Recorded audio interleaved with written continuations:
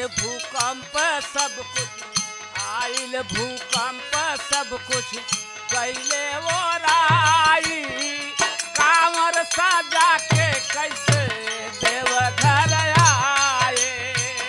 आइल भूकंप सब कुछ गईले वो राई, कांवर सजा के कैसे देवघर आए। आइल भूकंप सब कुछ बारे युकी कंपनी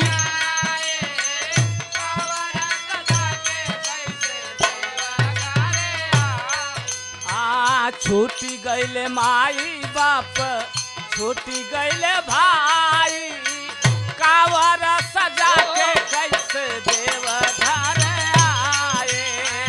छूटे गईले माई बाप, छूटे गईले भाई, कांवर सजा के कैसे देवघर आए।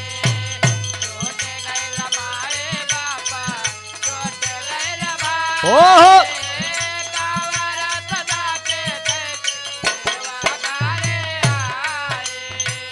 हे हो भोलनाथ हम त भइली अनाथ हो, घर परिवार छूटा छूटा सबका साथ हो। हे हो भोलनाथ हम त भइली अनाथ हो, बारे कड़े दिन महाराज बा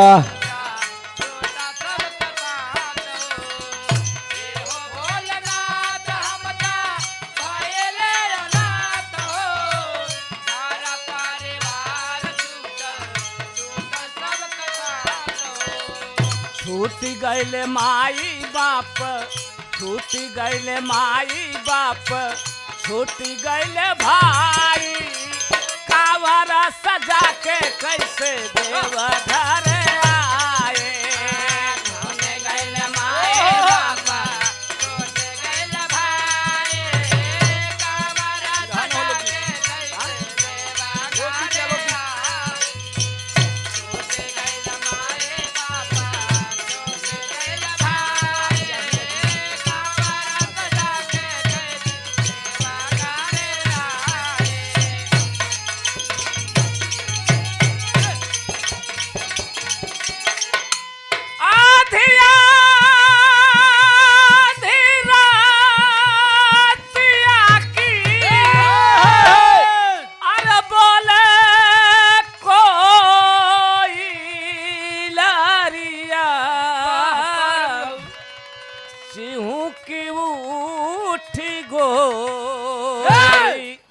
अरे चिहू की उठी गोरी, अरे वही दुआरिया पे ठाढ़ी, चिहू की उठे गोरा, वही दुआरिया पे ठाढ़ी, चिहू की उठे गोरी, वही दुआरिया पे ठाढ़ी, चिहू की उठे गोरी।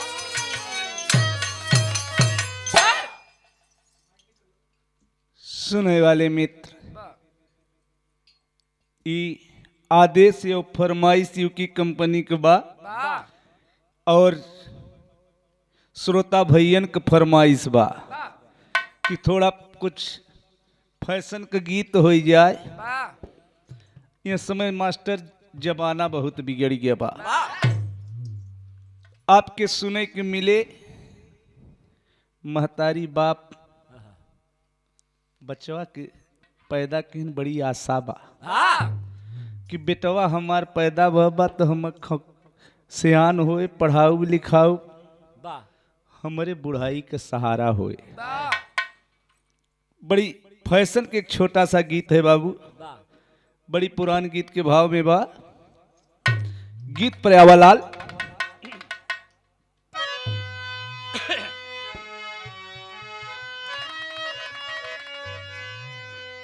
हाय बिगड़ी दसवा कई चलनिया अब के जुग में, बिगड़ी दसवा कई चलनिया अब के जुग में,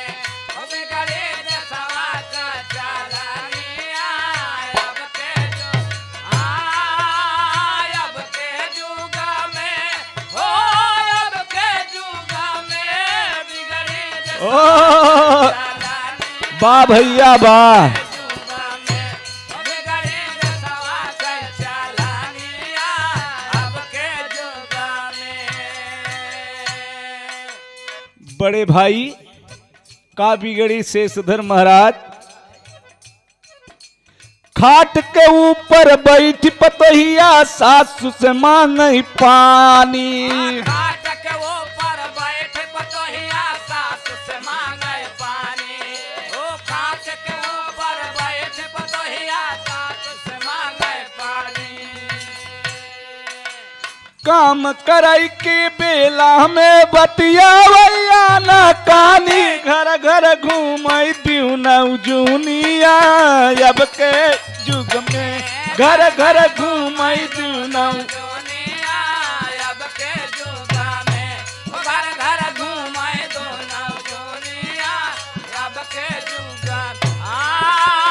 अब के जुगा में हो अब के जुगा में, घर घर घूमे दोनों दुनिया अब के जुगा में, घर घर घूमे दोनों दुनिया अब के जुगा में। सुनई वाले मित्र विचार करे, बड़ी खुशियाली बा। बियाह भ बेटवा सियान भ पढ़ाएन लिखाएन, पतो हुआ। और जब पतो हुआ गए तो बूढ़ा कुछ काम में अड़वत हैं, तो पतोहिया दोनों जून वहाँ परोसे बतलाता, काम नहीं करता। इ तो पतोहू का हाल चलता, लेकिन जेके पैदा केहन इस जमाना इस समय के देखते हुए कवि को लिखना पड़ा। लाज तनिक न बा बेटवा के सजवई घुसा भितौरी। लाज तनिक ना बा बेटवा के सजवई घुसा भितौरी। ओ लाज तनिक ना बा बेटवा के सजवई घुसा भितौरी। हाय रे पढ़ाई लिखाई, हाय रे शिक्षा। पहले का जमाना रहा, हमारे कड़े दिन महाराज हरे बताओ कि हम पचे बियाह है हमार सबके जब भर रहा महाराज, तो हम पचे कुछ तो लड़का रहे जनबे ने किया, कुछ बड़ा लाज लागे बोले बतियाए में। 4 दाई 2 एक लड़का हो गए तब तक नहीं बोलत बतलात रहे, इतना लाज लागत रहा। लेकिन हाय रे शिक्षा, हाय रे समय, हाय रे जमाना, कभी ने भाव दिया। लाज तनिक न बा बेटवा के सजवई घुसा भितौरी। लाज तनिक ना बा बेटवा के सजवई घुसा भितौरी। सजवई घुसा भितौरी हो भैया, सजवई घुसा भितौरी।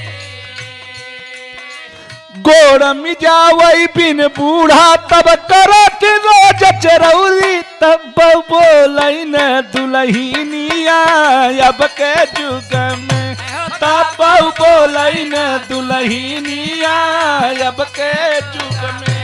खुदा पाऊ बोलै ना दुलहिनिया अब के जुगा। अब के जुगा में, ओ अब के जुगा में।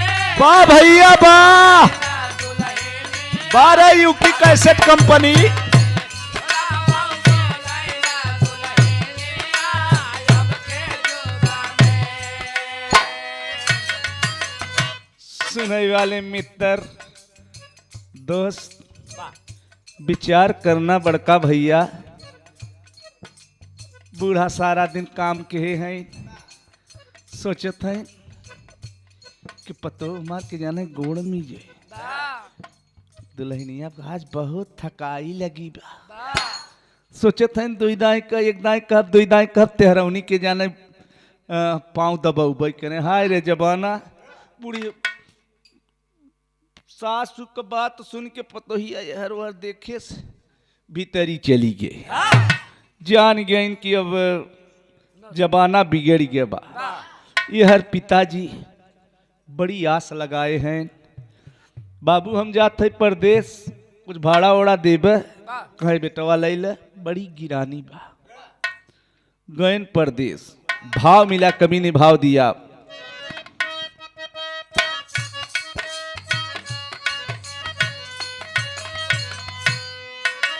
पूत दे न खर्चा घर पर पिताजी आस लगाए।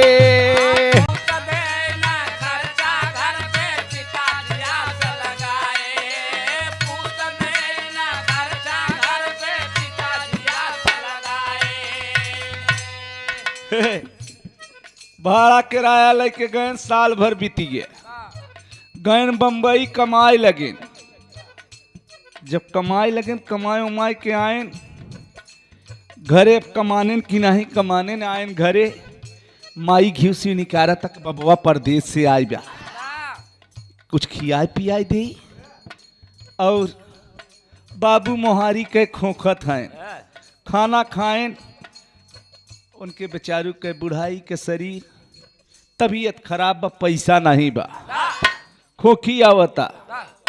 माई कहे, माई से पूछतन, माई बाबू के खोखी आवत का? हाँ खोखी ते आवते, आज कईयो दिन के आवता। कहा जा दवाई ले ले, कहा पैसा ही नहीं बा। गए बाबू से कहे चरण छुएन, कहे बेटवा बड़ी खांसी आवत है, आज 4-6 रोज से बहुत बीमार चलत है, कोनो सिरप उरप ले आए देते। कहे बाबू का बताई, बड़े जल्दी जल्दी में चला आवा, कंपनी बंद हो गई, दूसरे से भाड़ा लेके आवा। भला बताओ 30-40 रुपया 60 रुपया का सिरप नहीं भाई रे जवाना। कभी ने भाव दिया बाबू। पूत दे न खर्चा घर पर पिताजी आस लगाए।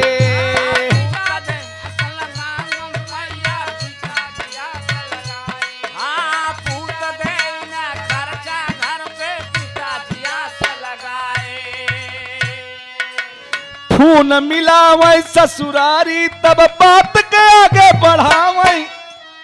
तब से ससुरारी से फोन आई गए, हेलो मेहमान आई गए, अम्मा पाला गी, खाना छोड़ के चल रहे। कहे कब आ, कहे काल है के आवा।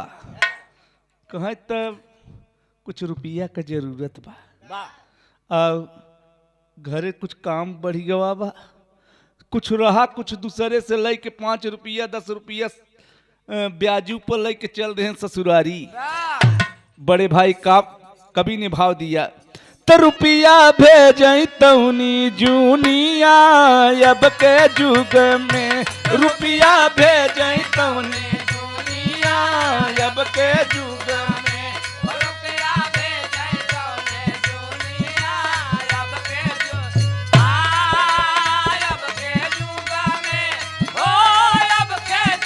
वाह भैया वाह,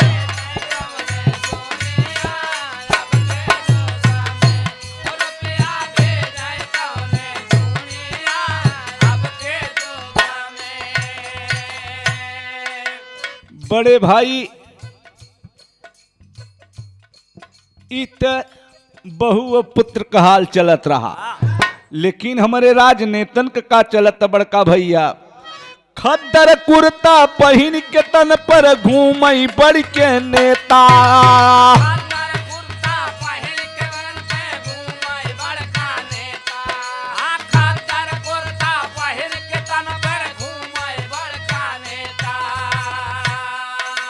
ऊ का करही देश का काम, नियत बजे कर खोटा, लेता भैली सारी दुनिया, अब के जुग में लेता भैली सारी दुनिया, अब के जुग में लेता भैली सारी दुनिया, अब के जुग।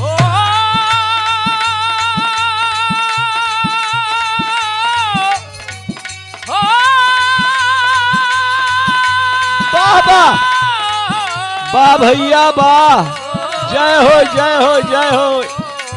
नेता भैले सारे दुनिया, अब के जुग में नेता भैले सारे दुनिया, अब के जुग में। सुनने वाले पंचो, विचार करना, बढ़िया कुर्ता उर्ता पहन रहे हैं और चाह दूसरे के हेरत है। कैसे देश का विकास होए, घुस हेरत है। पहले का जमाना रहा कुर्सी बेरे झगड़ा लड़ाई नहीं होत रही, जेके जे दई देत रहा उपाय जात रहा। अब तो मार कतल रोज होता कुर्सी बेरे और का होता बड़का भैया। अगली लाइन में कवि ने भाव दिया, राम नाम के शब्द मुहे पर बगल में लिहले छुरी। राम नाम के शब्द में बगल में लिहले छुरी। हाँ राम नाम के शब्द में बगल में छुरी। तनिकऊ मौका पावई भयवा रोट देत है मूड़ी पूरी पवई तवनी जूनिया। अब के जुग में पूरी पवई तवनी जूनिया। अब के जुग में पूरी पवई तवनी जूनिया। अब के जुग अब के जुग में हो अब के जुग में वाह भैया वाह।